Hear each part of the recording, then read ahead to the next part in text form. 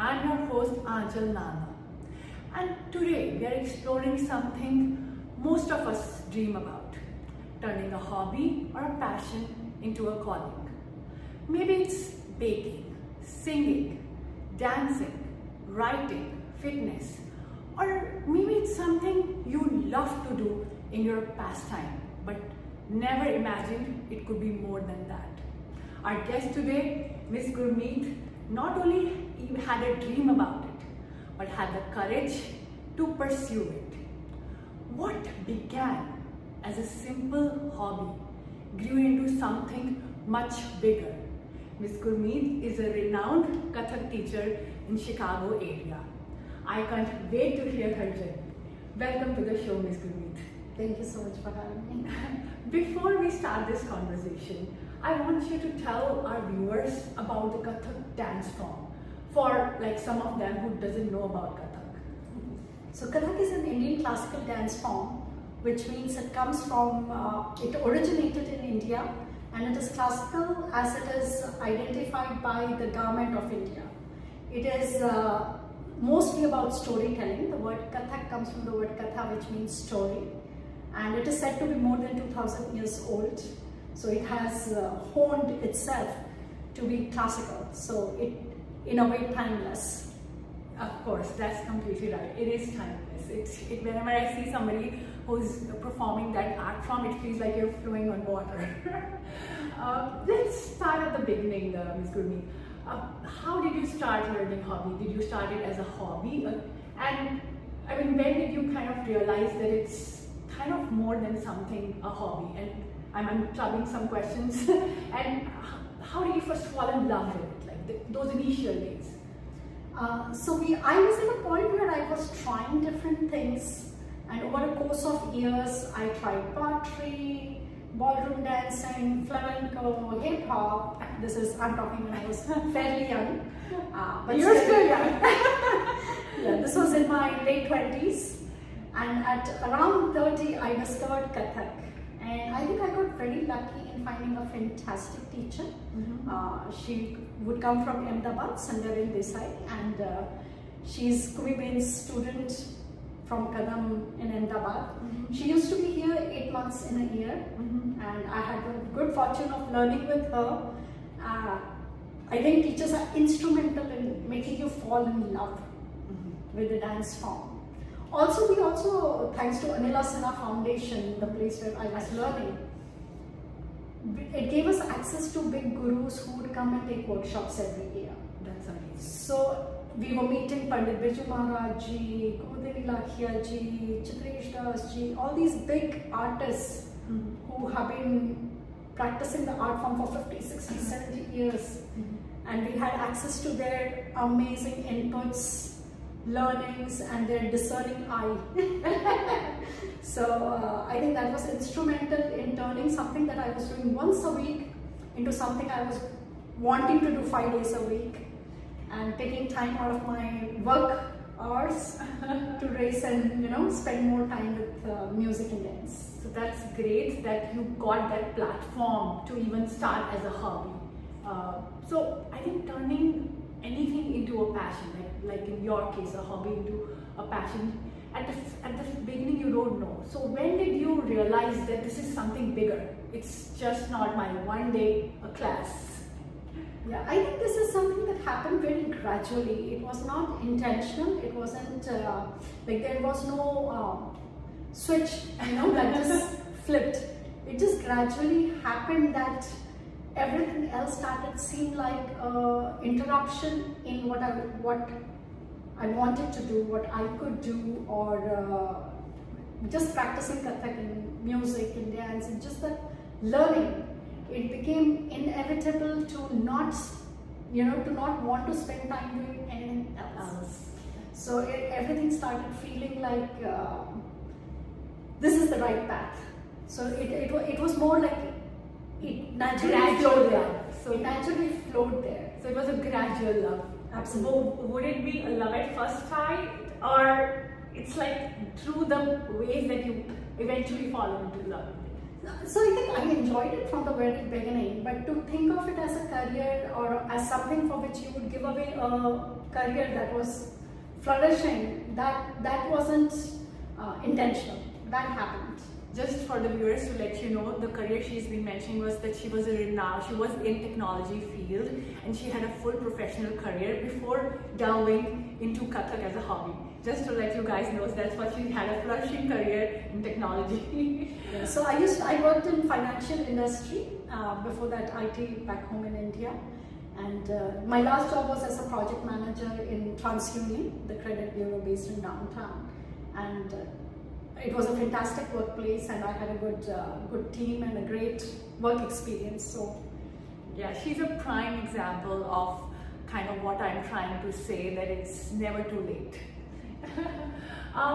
What was that moment that you realized that this isn't a hobby anymore? Maybe you've started going even twice a week or thrice a week, that this has potential of something bigger, like something that made you kind of give up your professional career and go right in? So that's hard to say. Because it was very gradual, but I think the instrumental points I had in this whole journey was to take control of my identity, where my work wasn't defining me.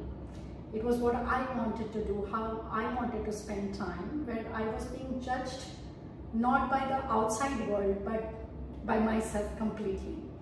I had some very interesting experiences, like a workshop with Maharajji, where he will call me and tell me, you have potential, you shouldn't leave dance. Or when I was, thanks to Kiran Didi, preparing for my Rangmanch Pravesh with live music and just practicing with live tabla and having that music. Also understanding that this is beginning of a journey, 10 years into learning Kathak. I felt like I don't know enough, I don't know anything, I need to spend more time on it so I can learn more. And time is, so by that time I'm 40 and I'm thinking, time is a luxury that I don't, you want to use your resources you have. So that was, I think, more a decision of putting that time into building what I wanted to build. And lucky enough that Chicago had the culture and the foundation base that allowed you that access. I also left my job and went to India at that time and spent 6 months with Maharajji, which bolstered my decision to move into this field. And I was lucky enough to tie up with a university in London, ISTD, and get into dance pedagogy, which is spreading this love of dance. I also had the chance of learning some tabla, some singing, like ancillary arts that all come together the way it was taught. Like traditionally, Sangeet includes all of this. We are learning it separately now, but I wanted to spend time immersing myself in the art form, and I'm lucky that I had the opportunity.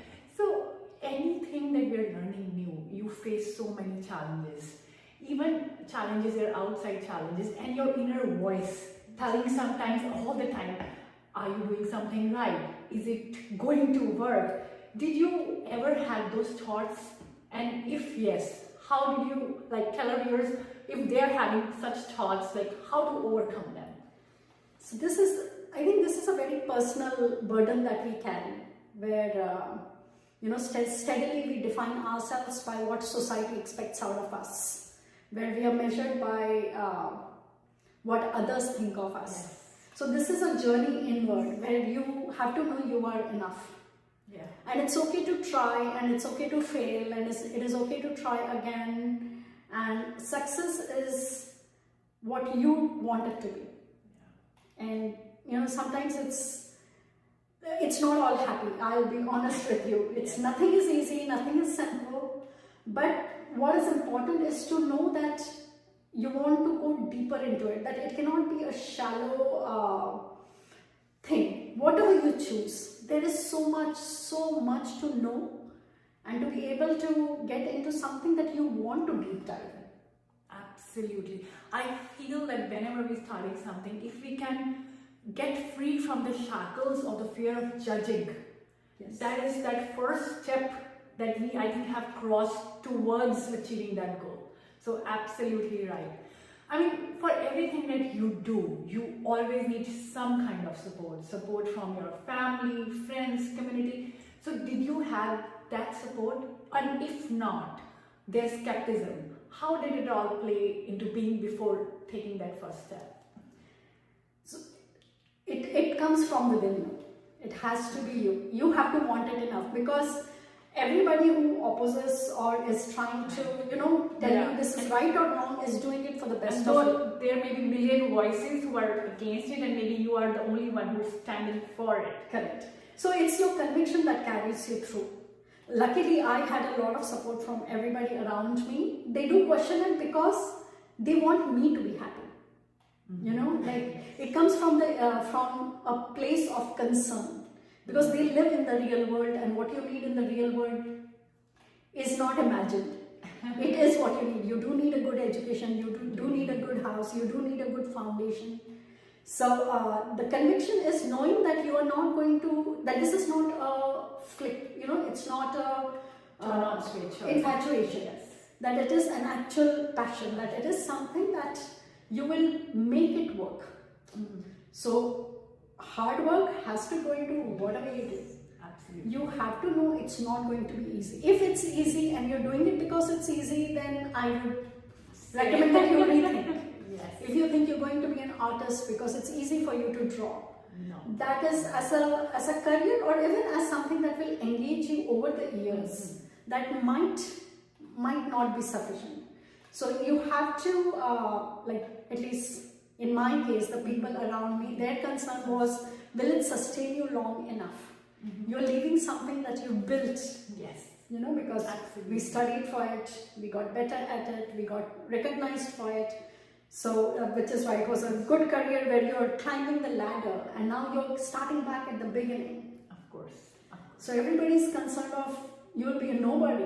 Yeah. Are you okay starting there? Yeah. And so I think I am lucky that in dance I found, I want to say, myself in a way. That's amazing.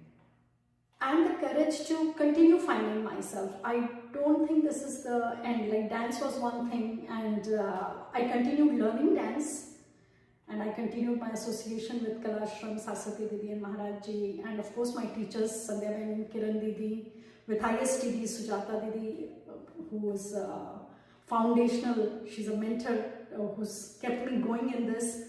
And now I'm doing my dance pedagogy, which is how to teach dance to other, to the community. So it is of benefit not just to the able and the passionate and the young, but to different special needs people, senior people, and how it can benefit. How do we teach? How do we learn? How do we enjoy? And how does it fulfill us? So it's more than just an art form. So that actually brings me to your next question. How has Kathak affected you emotionally and spiritually? I mean, what does it mean to you now that you've spent, she started learning Kathak at 30, and now she is a renowned teacher. So what does it mean to you now? So as I said, I am calibrating the need of dance in one's life, and I highly recommend everybody to find something in their busy life that connects them with music or dance or arts in whichever form that is palpable, that you can use, that is available to you, because it is a release, it is an engagement, and it is one of, like, dance especially is something that keeps you engaged mentally, physically, spiritually. So you are feeding yourself many facets that will sustain you. But in the end, I think it'll give you inner strength. I think that is what it gives me. What advice would you give to our listeners who have a hobby that they love but are still afraid to take that first step? So the first thing I would say is try new things, so that you can identify what is something that you really love. Practice it long enough, dive deeper, find people who know more than you, stay connected with them, find mentors, and then take your first step. Completely. And I would also add to what you're saying, talking to strangers who know about that, it's completely okay. Because I always feel that you always have that kind of hitch talking to somebody you know to bring your ideas. So sometimes maybe who has been through this journey, and again, back to my whole vision, that who tells you that the next step could be the way forward. Yes. Thank you so much, Gurmeet ji, for sharing your story. And now, can you briefly talk about your Kathak school for women who are anywhere in their life and who would love to learn this dance form, and to tell them that it's never too late to learn? So I will expand that to men and women, girls and boys, and students of all ages. Please, anytime you feel like you want to get introduced to this dance form, you can reach us at dancingpetalskathak.com. We also have a Facebook page, Chicago Kathak Institute. I run classes in Wheeling and in Naperville. I also do online classes, but there are also other dance schools. Feel free to reach out to anybody and start your journey today. If you're thinking about it, take the first step. You don't have to commit for 10 years like that. You can do one step at a time, do 4 weeks. If you enjoy it, continue. Otherwise, make some good friends and continue on. Good luck. Yes, thank you so much, Gurmeet ji, for sharing your story. Your journey tells us, it like opens a door that hobby isn't a hobby sometimes. Maybe it's a doorway to purpose and fulfillment for somebody. Maybe it's a thing that you guys do in your spare time. It's calling you for something bigger. And to our listeners, if today's episode and listening to Gurmeet kind of inspired you, share that story with us. Share it on Instagram and Facebook at the handle women.for.women2025. Find out what lights you, because what lights you maybe is your calling. You can also share your stories at the hashtag WomenEverydayJourneys. I will, at the end of this season, pick up some of those stories and share it with our viewers. Thank you so much, Gurmeet ji, for coming to the show and for giving our listeners some insight about the dance form. Thank you. It was so great talking to you. Same here. Thank you for having me. Yes. Wishing you good luck. Thank you so much. Thank you, everybody. Aanchal Nanda signing out. Until next time, remember, it's never too late.